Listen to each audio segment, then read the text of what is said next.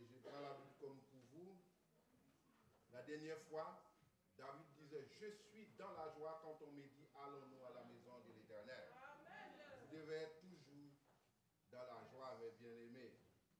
Juste en passant, avant de commencer la lecture de la prédication, les annonces vont faire tout à l'heure. N'oublie pas, cette semaine, il y avait le campagne pour AG samedi prochain. On compte sur vous, vous qui êtes membres de cette église. Il y a vous 4 à jour. S'il n'y a pas de changement, on vous attend à Sacelle. Le pasteur il vous en parlera tout à l'heure. Mais en passant, je n'oublie pas, ça me rappelle de vous dire, on vous attend samedi à Sacelle. Pasteur Sosten a insisté, nous sommes plus de 1000 membres dans l'église sous Davy. Parfois, il y a AG, on se retrouve avec 300 membres. Ce n'est pas bon. Voter, c'est quoi? C'est choisir. Choisir, c'est élire.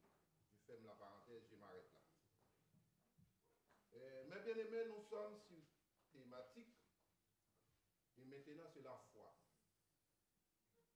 La foi, ce n'est pas quelque chose qu'on peut, on va dire, changer de façon. Ou du moins, quelque chose, on peut dire, bon, ça ne marche pas de cette façon, on va changer de façon. Non.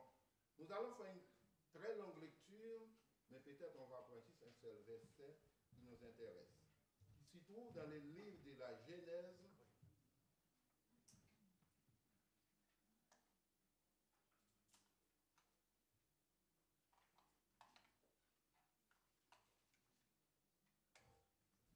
Je vous prie de bien vouloir m'excuser. Technologie avait un petit problème. Mais ça se réalise. Que Dieu me pardonne et je vous présente les esprits. Qui se trouve dans le livre de Genèse chapitre 22. Je choisis 11 versets, mais on ne va pas décortiquer les 11 parce que vous les connaissez très bien, ces passages. Genèse chapitre 22, versets 1 à 11. Après ces choses, Dieu mit Abraham à l'épreuve et lui dit, Abraham, et il répondit, me voici. Dieu dit, prends ton fils, ton unique, celui que tu aimes, Isaac. Va-t'en au pays de Morija et offris-le en holocauste sur l'une des montagnes que je te dirai. Abraham se leva de bon matin, sella son âne et prit avec lui 2 serviteurs et son fils Isaac. Il fendit du bois pour l'holocauste et partit pour aller au lieu que Dieu lui avait dit. Le 3e jour, Abraham, levant les yeux, vit le lieu de loin. Et Abraham dit à ses serviteurs, restez ici avec l'âne, moi et les jeunes hommes, nous irons jusqu'à là pour adorer et nous reviendrons auprès de vous. Soulignez, nous reviendrons. Tout le message se passe là. Abraham prit le bois pour l'holocauste et le chargea sur son fils Isaac et porta dans sa main le feu et le couteau. Ils marchèrent tous deux ensemble. Alors, Isaac parla à Abraham, son père, dit, « Mon père, il répondit, « Me voici mon fils. » Isaac reprit, « Voici le feu et le bois. Mais où est l'agneau pour l'holocauste? » Abraham répondit, « Mon fils, Dieu se pourvoira lui-même de l'agneau pour l'holocauste. » Et ils marchaient tous deux ensemble.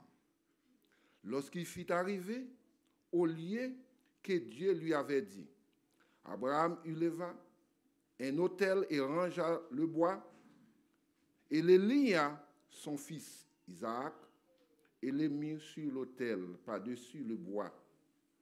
Puis Abraham étendit la main et prit le couteau pour égorger son fils. Alors, l'ange de l'Éternel l'appela des cieux et dit à Abraham. Il répondit, me voici. L'ange dit, n'avance pas ta main sur l'enfant et ne lui fais rien. Car je sais maintenant ce que tu crains Dieu et que tu n'as pas refusé ton fils, ton unique. Amen. Béni sois-tu, tendre Père Céleste, nous te disons merci. Merci Seigneur pour ta parole que je viens de lire, Seigneur. Je te demande, Seigneur, ton peuple à l'écoute de ta parole. Donne-moi, Seigneur, la connaissance qui vient de toi, afin que ta parole puisse décortiquer selon ce qui est écrit. Christ qui est Dieu au-dessus de toutes choses, bénis cette prédication au nom de Jésus. Amen. Mes bien-aimés, nous sommes sur thématique la foi. Alors j'ai choisi un thème, la foi. Je ne peux pas ajouter un autre mot après la foi. Par exemple, on ne va pas dire la foi dans tel domaine ou pas. Parce que c'est un mot qui reste toujours, qui est écrit toujours sans S. La foi. Tu pries pour le malade, c'est la même foi. Tu pries pour une autre chose, c'est la même foi. C'est à nous de disposer nos cœurs, la façon que nous allons présenter les choses devant Dieu. Alors ce matin, nous avons comme thème la foi. Mais pourquoi j'ai fait la lecture? On parle de la foi et j'ai fait une lecture sur Abraham que vous connaissez tous. On l'appelait Père de la foi. Pourquoi on l'appelait Père de la foi Abraham, etc. C'est tout simplement, le parcours d'Abraham a commencé Genèse chapitre 12.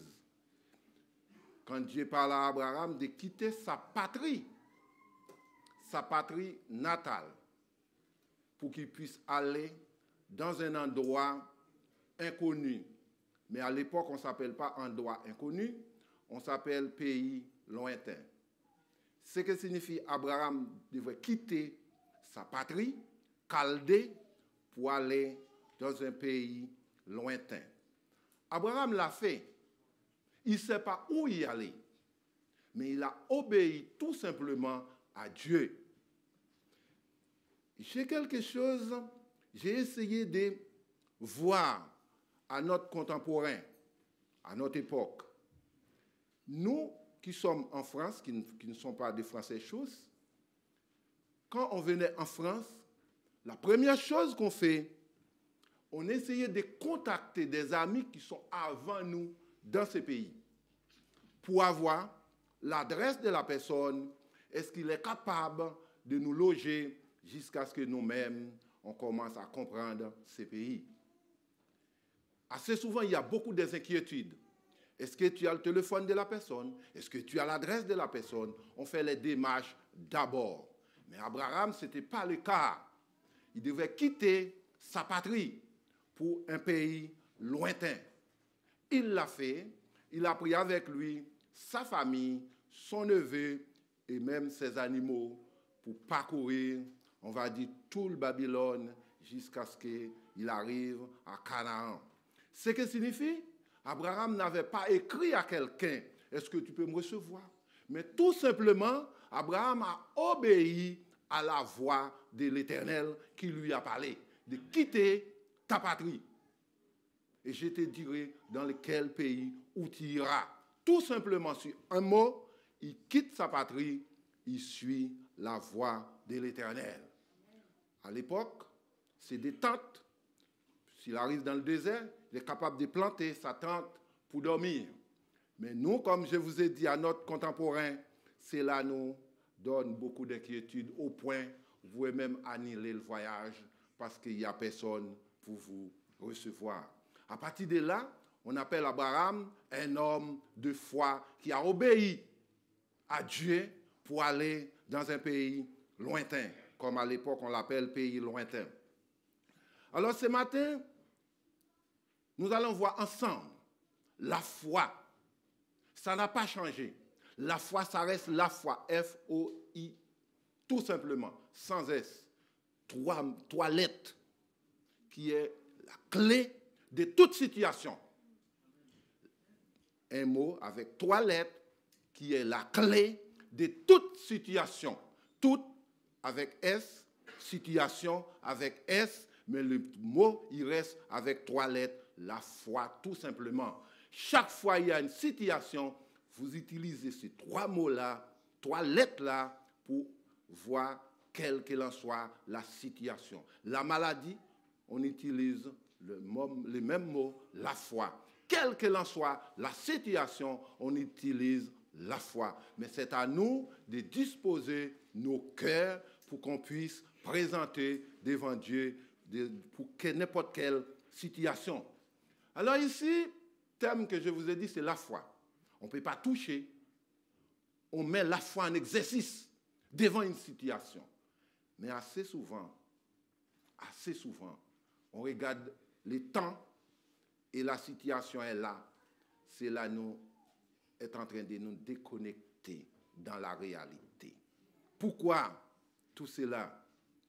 Vous savez, quand on prie pour une maladie, la maladie est toujours en souffrant. Une heure de temps après, c'est comme si vous n'avez rien fait. Mais mes bien-aimés, au moment où vous avez prié pour la situation, ou du moins la maladie, Dieu vous a entendu, la maladie a été déjà guérie, mais il est en train de faire son chemin. Parfois, on prend des médicaments, quand tu as mal à la tête, tu prends des médicaments, la tête, c'est toujours en train de faire mal.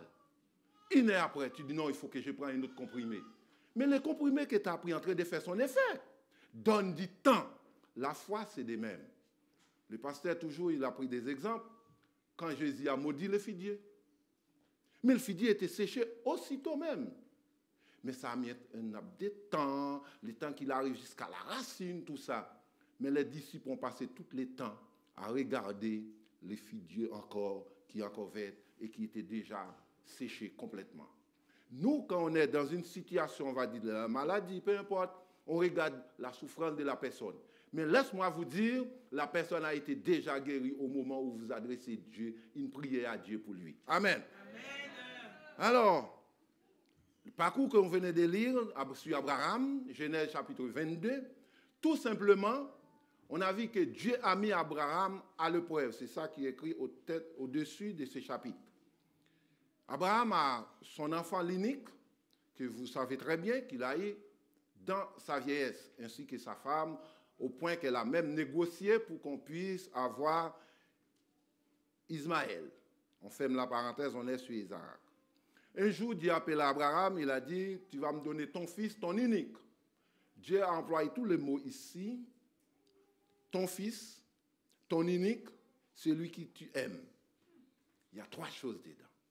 Ton fils, ton unique, celui que tu aimes. Tu vas me le donner en sacrifice, en holocauste. Mais bien aimé, Abraham n'a pas négocié en lui-même pour dire, bon, à mon âge, est-ce que je peux avoir un autre enfant? Comment j'ai fait? En lui, il n'a pas réfléchi ainsi. Vous savez, ce matin, je voulais qu'on ramasse les offrandes après le message. Mais comme je n'ai pas concerté avec celui qui est le modérateur, je ne l'ai pas fait. Vous savez, c'est de même. Vous, là, ce matin, si vous avez un billet de 20 €, quand le corbeil passe, comment ça dit? Ah, il faut que je passe au marché, frère. J'ai ci à faire, j'ai ça à faire, j'ai tout ça à faire. Vous poussez les billets les plus profonds dans ta poche, vous laissez ça là. Vous dites, bon, écoutez, dimanche prochain, si c'est possible, je donnerai ma dîme. Abraham, ce n'était pas le cas. Ton fils, ton unique, celui qu'il aime, va offrir à Dieu un sacrifice. Il n'a pas posé la question, est-ce que Dieu va m'en donner une autre? Comment j'ai fait? Mais il se leva de bon matin, il a pris l'âne, il a pris 2 de ses serviteurs, il a dit, on va partir pour adorer les lieux que Dieu va me montrer. Les lieux que Dieu me dirait, j'y vais là pour offrir un sacrifice. Il a fendu du bois, il a pris ses serviteurs, ils ont pris la route. Le troisième jour, il a vu le lieu sur la montagne de Morija. Il dit à ses serviteurs, ses deux serviteurs, restez ici, et nous allons jusqu'à là-bas, et nous reviendrons. Tout le message commence ici. Mais bien aimé, on n'est pas dans l'imagine, on est dans le réel. Dieu a demandé à un homme d'offrir son fils en sacrifice, en holocauste. Tout est prêt. Il a pris ses serviteurs avec lui. Le bois, tout a été porté. Maintenant, il dit à ses serviteurs, reste ici et nous reviendrons. On va ici, sur la montagne, pour adorer et préparer l'holocauste à Dieu. Mais nous y reviendrons. Mais bien aimé, à partir de là, la foi d'Abraham devient, on va dire, une grande foi. Tout simplement, pourquoi Abraham n'a pas employé les singuliers? Il a employé un pluriel. Et l'enfant est parti pour offrir un holocauste. Nous reviendrons. Reste ici. Il a pris son fils avec lui. Mais l'enfant, lui, il est très intelligent. À nos jours, qu'est-ce que nous allons dire, les jeunes, qui n'est pas notre génération, on va dire génération 2000. Qu'est-ce qu'il allait dire? Ouais, j'ai parti avec mon daron, il a pris du bois, tout, etc. Je ne sais pas qu'est-ce qu'il va faire. Mais l'enfant était très sage. Il dit, papa, où est l'agneau? Tu as le couteau en main, il y a du bois, il y en a tout. Abraham répond à son fiston, Dieu pourvoira. Ce matin, mes bien-aimés, quelle que soit la situation qui s'y trouve devant vous, Dieu pourvoira à vos besoins. Ils sont partis. Abraham fut arrivé sur les lieux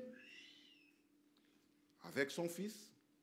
Il a rangé le bois, tout. Il a préparé l'autel. Tout est prêt. Maintenant, qu'est-ce qu'il fait? Il a attaché son fils. Il l'a mis sur l'autel. Mais bien aimé, quel courage. Il ne faut pas oublier. Abraham a employé, nous reviendrons vers vous. Les serviteurs qui sont restés en bas. Hein. Et maintenant, où est nous dans tout ça? Nous y reviendrons. Où est nous? L'enfant est attaché. L'enfant est sur l'autel.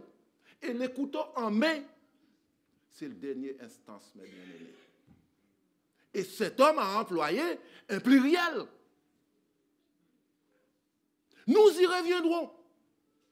Et l'enfant fut attaché. Et les couteaux pointaient à la direction pour égorger son fils. Oh, mes bien-aimés, quelle foi! Quelle foi! Et cet homme n'a pas hésité une petite seconde. Et il a employé, nous y reviendrons. Maintenant, l'enfant est prêt pour le sacrifice. Où est le prière? Où est le futur dans tout ça qu'il a dit? Il n'a pas dit, je reviendrai. Nous y reviendrons, lui et l'enfant. Et l'enfant est prêt pour passer en sacrifice pour donner à Dieu comme holocauste. Au moment où Abraham leva sa main pour égorger l'enfant, là il lui dit, Abraham, Abraham, n'avance pas ta main. Je vois la crainte que tu as pour ton Dieu. N'avance pas. Et aussitôt, il a tourné la tête. Il a vu un agneau. Il a égorgé l'agneau à la place de l'enfant. Après l'Holocauste, comme ils étaient montés pour adorer, Abraham a pris Isaac. Il a descendu vers les deux serviteurs qui l'ont laissé. Ils sont de retour. Ils sont de retour. Mais bien aimés, regardons bien ce verset 5. Nous y reviendrons. L'enfant est attaché sur l'autel. L'enfant était prêt à égorger. Mais Dieu a vu la crainte qu'Abraham a pour lui. L'ange a dit, Abraham, n'avance plus. Il a tourné la tête. Il a vu l'agneau. Maintenant, ils sont les dés de retour. Ce matin, il y a des choses que vous êtes en train de faire pour Dieu. Mais vous êtes en train de mesurer la situation. Oui, je vais faire ça, mais je n'ai pas d'autre chose. Est-ce qu'Abraham, il a un autre? 3 mots à employer. Ton fils, l'unique, et celui que tu aimes, Isaac. Il y a des causes qui sont présentées. À décroire qu'Abraham disait non, non, tu sais c'est mon fils, tu sais c'est ton unique, et tu sais que je l'aime. Pourquoi tu m'as demandé un holocauste? Il est capable de réfléchir en lui comme ça. Mais bien aimé, ce matin, devant la foi, c'est une attitude de cœur. C'est une sorte d'attitude de cœur. Comment est ton cœur ce matin devant Dieu quand il va demander quelque chose à lui? Quelle décision tu es capable de prendre? Nous y reviendrons. Nous y reviendrons. Tout est prêt. L'autel, bois, les couteaux, tout est rangé. Mais l'enfant et son père, les deux sont de retour ensemble.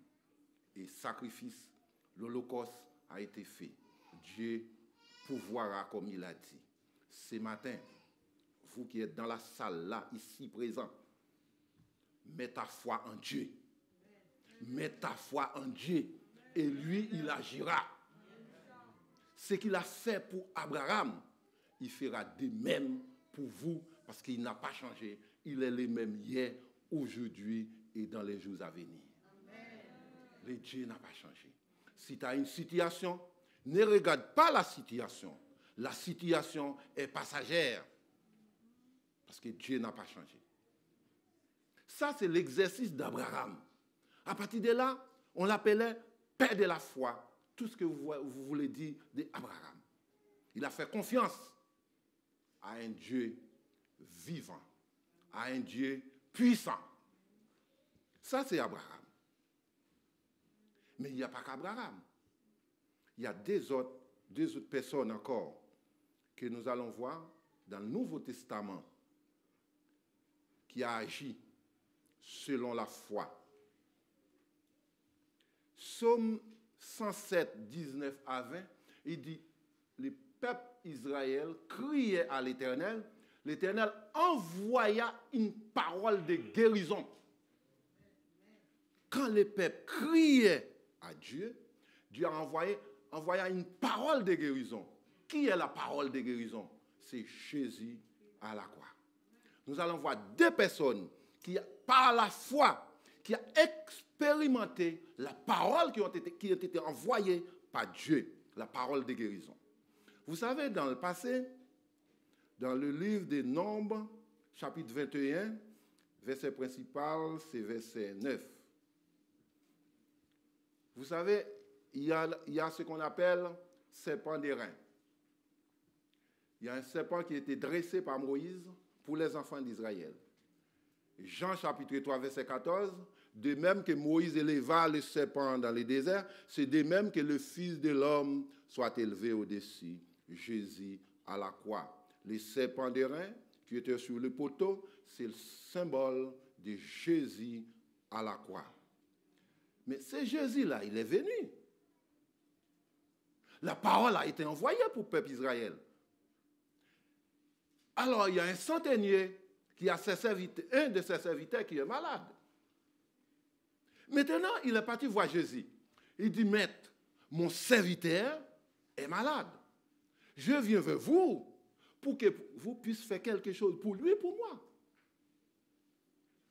Quand Jésus commence à parler avec lui, il a fait tout, on va dire, un discours à Dieu. Mais sans oublier ce qu'il a employé. Je ne suis pas digne pour que tu rentres sur mon toit. Mais dis un mot seulement, mon serviteur sera guéri. Là, puisque Jésus est la parole envoyée par Dieu, Maintenant, les centeniers a utilisé que Jésus utilisait cette parole. Parce que Jésus lui-même, c'est lui qui est la parole qui devrait venir pour guérir.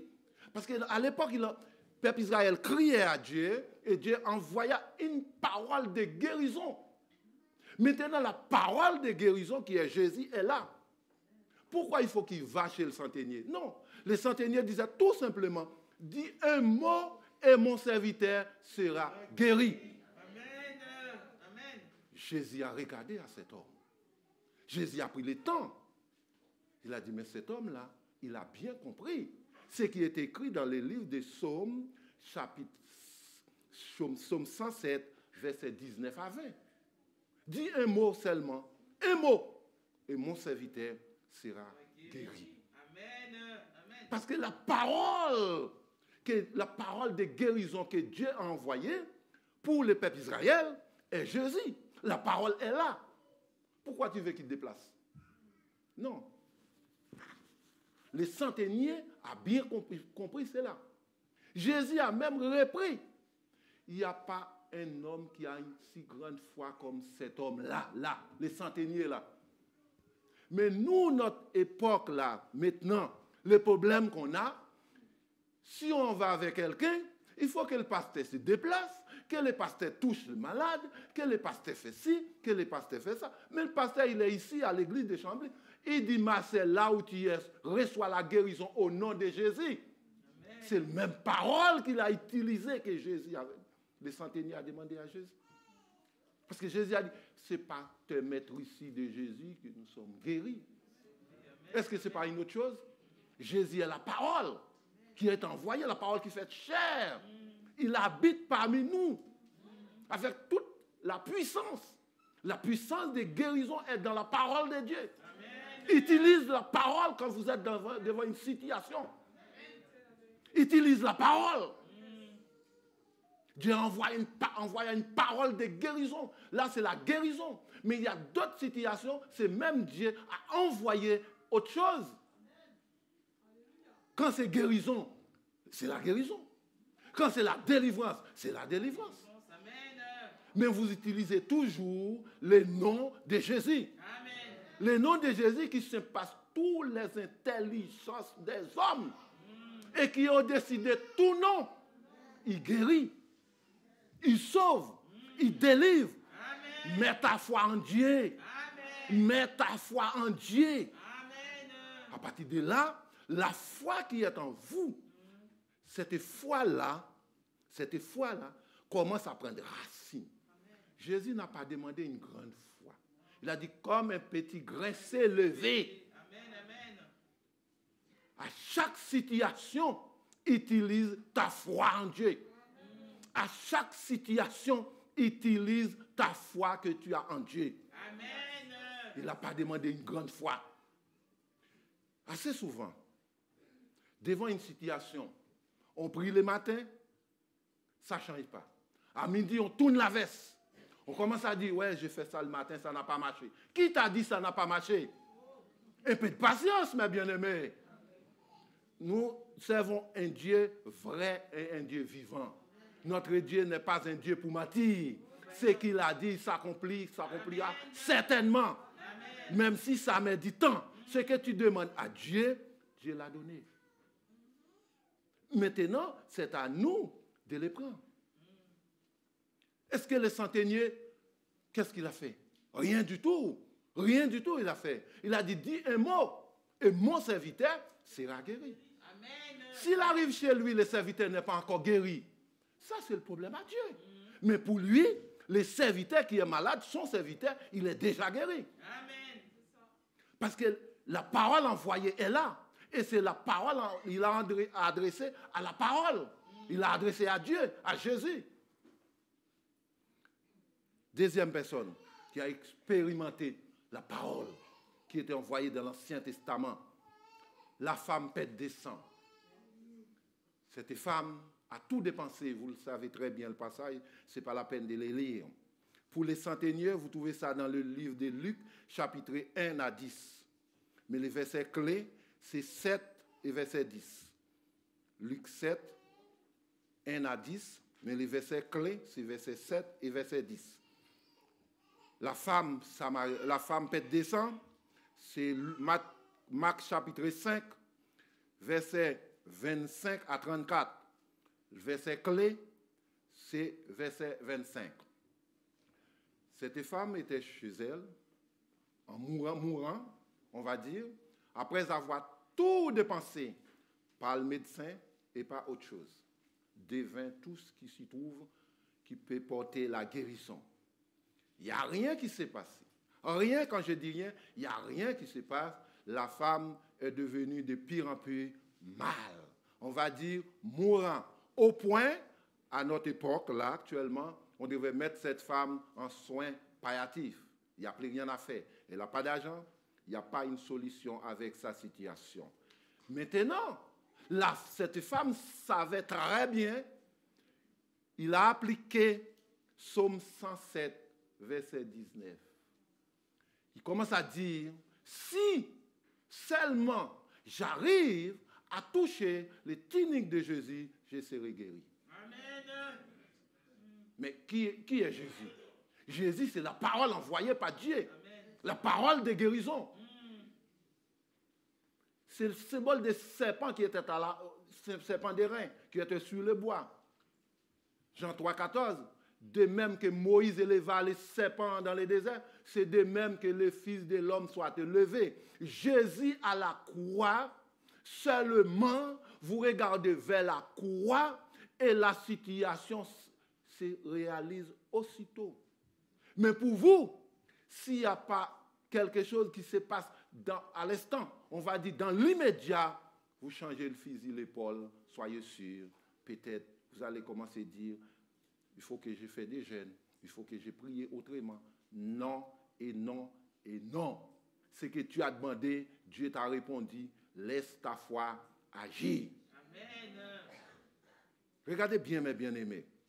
Les centeniers, ils disaient, dis un mot. Les centeniers, ils s'en vont. Jésus a dit, il n'y a pas un parmi vous là qui sont avec lui qui a une grande foi comme cet homme. Comme cet homme. Pourquoi Jésus disait ça? Cet homme a cru ce qui était dit au peuple, aux enfants d'Israël dans le passé. Dieu a envoyé une parole de guérison. Mais si la parole de guérison est là, un exemple. Jésus se déplace. Jésus quoi? Jésus est la parole.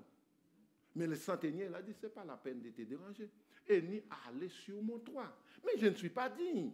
Mais là où tu es, là où Jésus s'y trouve, dis un mot seulement, un mot. Qu'est-ce que Jésus va dire? Ton serviteur est guéri, c'est tout. Et quand le centenier est de retour, son serviteur se porte bien, il est en bonne santé, parce que la parole de guérison est là. Ce matin, quand nous sommes dans l'inquiétude, on commence à dire à Dieu, oh, j'ai gêné, il n'y a rien qui se passe.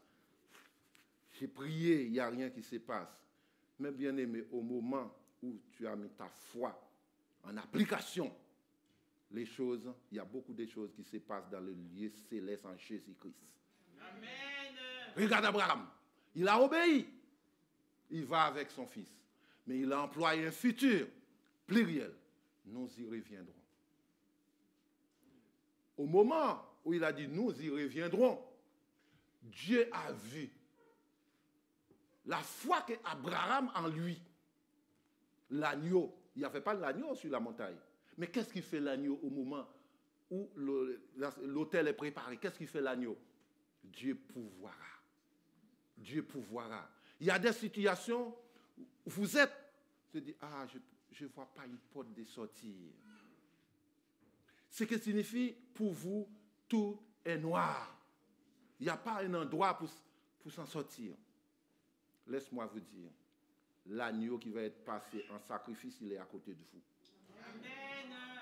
Amen. Est-ce qu'Abraham a descendu sur les montagnes pour aller chercher l'agneau dans la vallée? Non. Est-ce qu'Abraham a appelé ses serviteurs pour ramener un autre agneau? Non. Il était parti pour offrir qui? À Dieu, son fils, son unique, celui qu'il aime, Isaac. Mais entre-temps, il y a des choses qui décident dans le ciel. Il y a des choses qui se passent dans le ciel. Dieu pourvoira à des choses. Dans ta maladie, dans ta situation, il y a des décisions qui sont en train de prendre dans le ciel. Et personne capable d'empêcher ces décisions-là.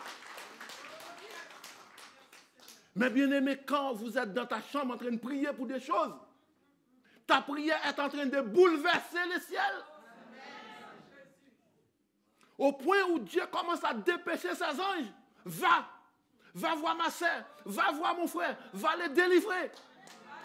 Vous les anges là, vous êtes à mes services, je vous envoie.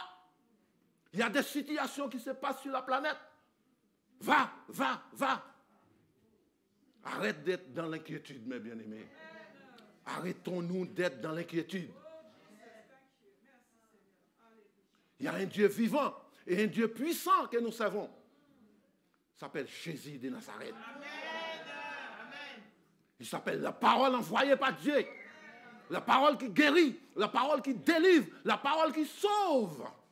À cause de cela, Dieu l'a souverainement élevé. Et il a donné les noms qui sont au-dessus de tout nom. Les noms de Jésus au-dessus de toute situation. Il a au-dessus de la maladie.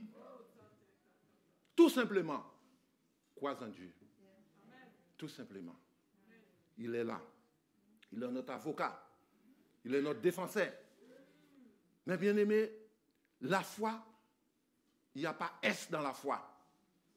C'est un singulier. Mais vous pouvez utiliser pour toutes les situations. Ta foi pour la maladie, ta foi pour des situations, ta foi pour quelles qu'en soient les situations. La foi que tu as en Dieu, utilise-la. C'est à vous. C'est ton acquis. Mais la question que vous allez poser, est-ce que la foi, c'est quelque chose que je peux porter? Est-ce que c'est quelque chose que je peux trouver où? Tu crois tout simplement, Jésus est venu, il est mort, il est ressuscité, il reviendra. Tu as confessé le nom de Jésus. Tu es scellé avec le sceau du Saint-Esprit. Maintenant, tu appartiens à Dieu. Tu es venu l'enfant de Dieu. Il t'aime. Et toi, si tu l'aimes, tu mets en pratique ses commandements. Dieu là pour te secourir au moment où tu as des situations qui présentent devant vous. Ce n'est pas un homme qui est capable de faire quelque chose pour vous, mais c'est Dieu, lui seul. Parce que tu crus à un Dieu vivant. Est-ce que quand Jésus était à la croix, vous étiez là? Non. Mais par la foi, la parole de Dieu nous a dit, Jésus a souffert, il est mort et il est ressuscité. Je n'étais pas là, mais je crois. Je crois. Je l'accepte comme sauveur et Seigneur. Il y a des choses qui se passent dans ma vie. Il a pris tous mes fardeaux, mes péchés, mes situations. Il a porté ça à la croix. Maintenant, moi, je donne ma vie à lui. Je dis, Seigneur, prends ma vie telle que je suis. Je abandonne tout entre les mains de Jésus. Amen. Parce que je ne peux rien faire. Comme je ne peux rien faire, je lui donne tout. Tel que je suis. Tel que je suis. Je me donne à Dieu. Mais pour donner à Dieu, mes bien-aimés, il faut que la foi qui est en toi, en train de se grandir, se nourrir dans des situations, dans des difficultés. Quelle que soit la situation que vous voyez là devant vous, bientôt vous ne le verrez plus. Quelle que soit la situation qui est devant vous là ce matin, ou à la maison, ou dans ton travail, vous ne le verrez plus bientôt. Le pouvoir là, il est avec nous. Il est là pour nous. Comme je vous ai dit, est-ce qu'Abraham a appelé ses serviteurs? Regardez, vous allez voir un agneau là-bas, vous l'amenez? Non. L'agneau était disponible à côté. À côté, l'agneau, il était là. Dieu a dépêché les anges des cieux pour dire, Abraham, Abraham, n'avance pas. Dans des situations, Dieu est capable de dire, arrête, ça suffit. Vous voyez la maladie là. Bientôt, on va sur 4e dose. Maintenant, en France, on est sur le 3e. On est sur le 3e. En Israël, ils sont déjà 4e. Les doses continuent, des doses continuent. Mais qui vous a dit que Dieu n'a pas déjà guéri cette maladie? Parce que l'Église a prié. Entre-temps, la maladie est en train de faire son chemin pour qu'il s'en va. Il prit la route de partir, de sortir, de finir. Mais vous savez, au début d'une chose, il y a une différence à la fin d'une chose. En partant, il voulait faire des ravages. Il est en train de faire des ravages. Mais la prière qu'on a fait ici, la maladie qu'on appelle Corona, Covid-19, les noms qu'on peut le donner, variants, etc., a été guérie au nom de Jésus. Parce que nous avons prié pour cela. Nous avons prié. Maintenant, il est en train de partir. Comme ils sont en train de partir, il est en train de faire beaucoup de ravages. Mais il est déjà anéanti. Cette maladie-là, c'est déjà fini. Croyez-le seulement, mes bien-aimés. Croyez-le seulement. C'est ça la foi qui est en toi. La foi qui est en toi. C'est une démonstration des choses que tu n'en as pas. Mais pas avec la démonstration, tu as ces choses-là en main. Tu as toutes ces choses-là en main. Est-ce qu'Abraham, il a l'agneau? Non. Mais comme la foi est une ferme assurance, une démonstration des choses qu'on espère, mais il ne l'a pas. Mais il dit à son fils, Dieu pourvoira. Son fils a dit, papa, où est l'agneau? Non. Il a dit, Dieu pourvoira. Qu'allons-nous dire aujourd'hui à l'enfant? Eh bien, tu sais, hein, je sers mon Dieu, il m'a demandé, toi, en sacrifice, j'ai obéi. Il commence à faire des balailles. Pour dire, l'enfant, il pourrait même dire, papa, tu vas me tuer. Il pourrait fuir, il pourrait prendre la fuite. Il n'était pas encore attaché. Il pourrait prendre la fuite. Mais avec la foi qu'Abraham a son Dieu, nous y reviendrons. Nous y reviendrons. Ce matin, quelle qu'en soit la situation que vous laissez à la maison, ou du moins dans vos travail, ou du moins en vous-même qui est là, il ne sera plus dans les jours à venir. Avec la foi que tu as en Dieu, les choses sont déjà réglées dans les lieux célestes en Jésus-Christ. Il est avocat auprès du Père. C'est lui qui est en train de plaider pour vous, pour moi. Les choses se passent. Quand tu es condamné, l'avocat a déjà nous libéré. Et toi, quand tu vois encore dans ta tête la condamnation. Mais il t'a libéré. Il a négocié avec le Père. Il disait, Père, tu m'avais envoyé dans ce monde.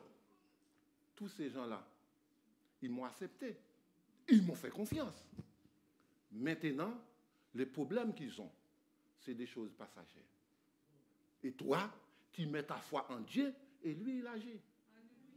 Mais les problèmes, comme je vous ai dit, il y a la situation, il y a la foi, et vous commencez à regarder la situation. Parfois, la situation est plus grande. Avec vos yeux, là, vous voyez les choses. Si on écoute, qu'est-ce qu'ils vont dire? Avant, ils ont dit les enfants, ils ne pourraient pas contaminer. C'est ce qu'il dit la science. Maintenant, les enfants de 5 ans, vous voyez à la pharmacie ou du moins au laboratoire, ils sont tous, on va dire, cas contact. Ce que signifie tout cela, Dieu a vu. Il l'a entendu. Mais nous, on va dire, ah, avant, c'était nous. Maintenant, même les enfants, enlevez le mot même. Dieu en train de réaliser ce qu'il avait anéanti depuis longtemps. Vous savez, depuis 2020, on a prié pour Covid soit disparaître. Covid, c'est déjà fini, mes bien-aimés. Par la foi, dit Covid est fini. Maintenant, c'est les symptômes. Comme Jésus a maudit les Fidjiens, au moment où Jésus a maudit les Fidjiens étaient morts le jour même. Mais les racines sont profondes. Le temps que ça arrive jusqu'à la racine, ça a mis un jour. Et ses disciples ont observé toute la journée. Maintenant, les hommes, les scientifiques, en train d'observer COVID-19 qui est déjà qui est en train de déraciner, qui est déjà anéanti. Mais les problèmes qui s'y posent, à chaque fois qu'on entend des choses, ça met ta foi, on va dire, en doute. Mais nous avons prié. Il est toujours là, la maladie, nous avons prié. Au nom de Jésus, j'ai prié, la maladie quitte cette planète. Là, on a pris des décisions. Il est en train de faire son chemin. En passant, il touche tout le monde. Mais soyez sûrs, ce n'est pas les vaccins qui vont nous guérir. C'est Dieu qui est capable de nous guérir. Si les vaccins sont capables de nous guérir, maintenant, bientôt c'est le 3e dose. Mais quand Dieu t'a guéri, tu es guéri complètement. Parce que c'est le sang de Jésus qui va rentrer dans tes veines. Ce n'est pas les doses ici. C'est le sang de Jésus qui va pénétrer dans vos veines. À partir de là, il n'y a aucune infection. Mais, je vais vous dire, mes bien-aimés, il est en train de faire son chemin. Vers la fin. Vers la fin d'une chose. Vers la fin d'une chose. En passant, il touche les enfants, il touche les adultes, il touche les vieillards. Mais par la foi, nous avons prié bien longtemps. Dieu nous a entendus. Est-ce que vous savez qu'est-ce qui se passe là-haut? On ne sait pas. On ne sait pas. Parce que les choses se décident là-haut. Quand Pierre était en prison, les gens ont prié. Dieu a envoyé son ange. Mais bien aimé, imaginons quel Dieu que nous servons. On est dans l'imagine là, tout de suite. On est en train de prier ici, à Chambly. Il y a des décisions qui se prennent là-haut. Et Dieu ne reste pas indifférent. Il envoie des anges pour nous délivrer là où on ne peut pas aller nous-mêmes. Dans des situations qui sont au-delà. Quand tu es malade, tu ne peux pas aller voir un médecin. Tu es toute seule, ou du moins tout seul. Dieu a décidé autrement dans les ciels. Mon frère, ma sœur, il ne peut pas aller voir un médecin. Mais là où il est, s'il a de la fièvre, que cette fièvre quitte son corps au nom de Jésus. Et il quitte. Il y a des besoins que vous avez. Ces besoins-là, vous êtes seul, vous ne pouvez pas. Mais Dieu est capable de trouver une situation pour vous. Parce que, pensons-nous, la foi que tu as en Dieu que vous n'avez pas vu, vous avez cru seulement, a un grand effet, a une grande efficacité. La parole qui est parmi vous, qui est Jésus de Nazareth, qui est envoyé par Dieu pour le peuple Israël, aujourd'hui, puisque nous l'avons accepté Jésus, on utilise cette parole. Cette parole a une puissance. Une seule chose, crois seulement. Ce matin, je ne sais pas quelle est ta situation. Tout simplement, nous allons prendre 5 minutes. Je vous donne 3 personnes.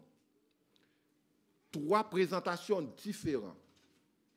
La femme pète de sang a utilisé la parole. Il a dit, si je touche le bord de son vêtement, je serai guéri. Le centenier a utilisé la parole qui est envoyée pour le peuple Israël. Dit un mot, mon serviteur sera guéri. Et Abraham a utilisé le mot fort, nous y reviendrons. Chose dit, chose faite. Lèvons-nous ce matin. Alléluia. Alléluia. Je ne sais pas quelle est ta situation ce matin. Mais c'est à vous de dire à Dieu la situation que j'ai en train d'endurer, je ne sais pas depuis combien de temps. J'ai prié et tu m'as exaucé. Nous allons tout simplement remercier Dieu pour ce que vous avez déjà prié. Nous n'allons pas demander encore, sauf si vous n'avez pas encore invoqué Dieu pour des choses. Mais si vous l'avez fait déjà, maintenant nous sommes dans les remerciements. Parce que ta foi t'a sauvé, c'est ça qu'il a dit la Bible. Jésus a dit à Marthe et Marie, ne t'ai-je pas dit, si tu crois, tu verras la gloire de Dieu? Ne t'ai-je pas dit ce matin? Ne t'ai-je pas dit, si tu crois, tu verras la gloire de Dieu? Marie commençait à voir, Marthe commençait à vivre. Son frère a 4 jours, il y a de l'odeur, il y a tout cela. Jésus plaira. Vous savez, mes bien-aimés, pourquoi on dit Jésus plaira? Ce n'est pas une sorte de sensibilité qui a poussé Jésus à plairer. C'est une sorte de l'incrédulité de la part des personnes avec qui Jésus a côtoyé, des personnes qui ont marché avec Jésus, des personnes qui ont vu ce que Jésus a fait. Maintenant, ils sont dans la réalité. Ils commencent à dire, mon frère sent déjà, cela fait 4 jours. Jésus a dit, ne t'ai-je pas dit, si tu crois, tu verras la gloire de Dieu. Ce matin, tout ce que j'ai à vous dire, si tu crois, si vous croyez, nous verrons la gloire de Dieu. Dans ta situation, si vous croyez, vous verrez la gloire de Dieu dans ta vie, dans la vie de vos familles. Parce que tu crois à un Dieu vivant, à un Dieu puissant. Si vous avez déjà prié, nous allons remercier Dieu. Si ce n'est pas encore fait, vous allez prier, vous allez demander des choses. Dieu est là, il vous entend. Chante un chant, mes bien-aimés. Alléluia. Oh, merci Jésus. Merci Seigneur.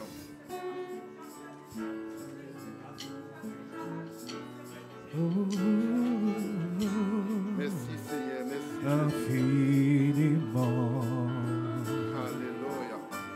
Abondamment. Bien au-delà. Alléluia, alléluia Seigneur. De tout ce que tu dépends. Alléluia Jésus. Au travers de la puissance Oh Jésus. Merci. qui agit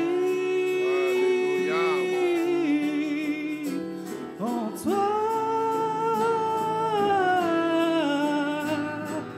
Dieu est capable de faire tout ce qu'il dit, il fera.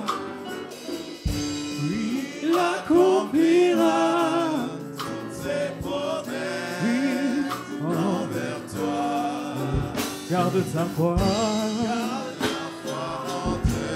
Oui, il ne t'abandonnera pas. Il fera. Alléluia. Seigneur, merci. Dieu est capable de faire tout ce qu'il dit, il fera. Il accomplira toutes ses promesses envers toi. Regarde ta foi en Dieu. Non, il ne t'abandonnera pas. Oui, il fera, il fera. Oh, oh, oh, oh, il fera chanson. Oh, oh, oh, oh, il fera. Oh,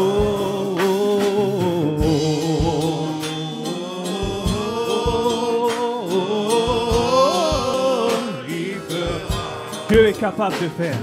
Dieu est capable de faire tout ce qu'il dit, il fera, il accomplira toutes ses promesses envers toi. Regarde ta foi. Non, il ne t'abandonnera pas. Oui, il fera. Oh, oh, oh, oh, il fera. Oh, oh, oh, il fera. Oui, il fera. Il fera. Il fera. Il fera. Il fera. Il fera.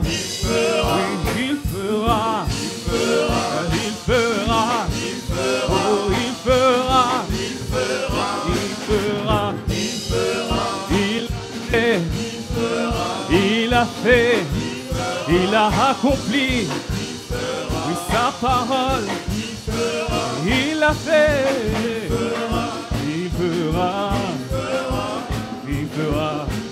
Garde ta foi, garde ta foi en Dieu, il ne t'abandonnera pas. Oui, garde ta foi en Dieu. Garde ta foi en Dieu. La Covid a disparu par son nom. Oui, garde encore ta foi en Dieu. Garde ta foi en Dieu. Tout ce qu'il a dit, il accomplit aujourd'hui et à toujours. Il le fera. Il fera. Alléluia.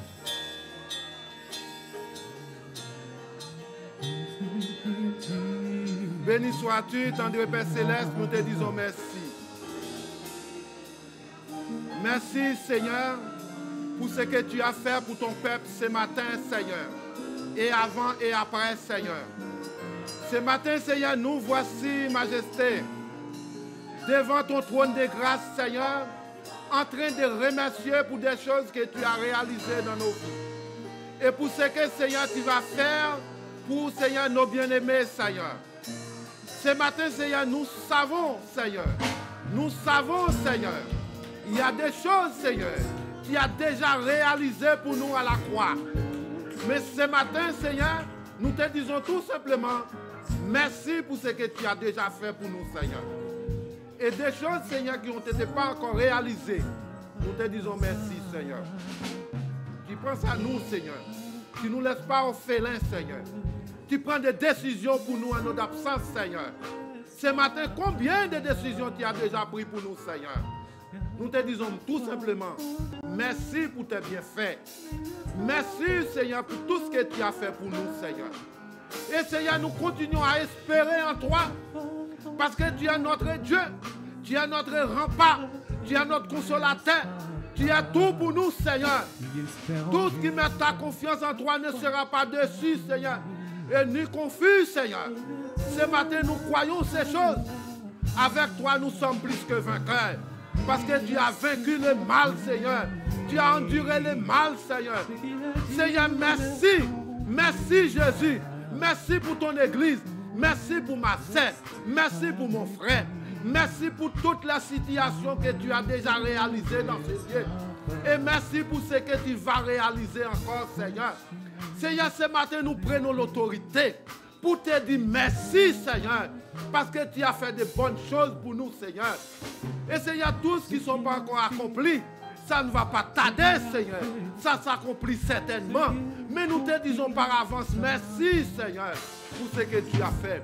Et merci pour ce que tu as fait pour les autres dans le passé. Tu feras de même pour nous, Seigneur. Ce matin, je remets ton peuple entre tes saintes mains.